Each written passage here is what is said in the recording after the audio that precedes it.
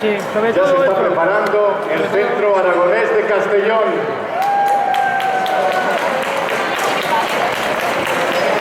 Porque volver a Gea, Volver a Gea, dice. Y aún no repite. Él escribe... Este no se entera de lo que... Bueno, él dice lo que le han dicho. Pero vamos a ver. Eso no lo van a hacer. Pero debería saberlo. Él no Esa es la sabe, manera. él no lo sabe la historia. Pero lleva presentando esto El segundo año, ¿no?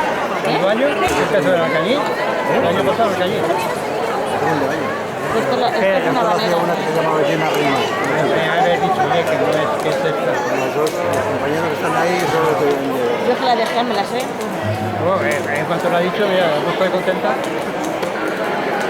Recordamos, gracias, recordamos que tenemos un niño perdido que se llama Marcos, Marco, que es de Calatayud, el apellido. El y que apellido... está ya muy afligido porque quiere ver alguna cara conocida. Dice que aquí ve gente muy bonita de todas las partes de España, pero él quiere a su mamá y a su papá. Pero tiene el Y ahí apellido. tenemos a Marcos, que ya ha hecho amigos, uno de Bilbao, el otro de Madrid.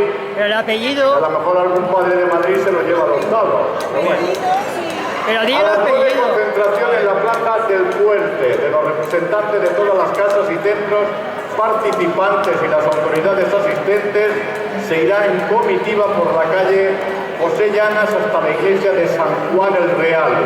A las 9:40, entrada en la iglesia y ofrenda de flores, frutos y productos. Esto es el plan para mañana. Ahora nosotros vamos a presentar al Centro Aragonés de Castellón, que nos viene con una noche en Calatayud y una jota del Raval.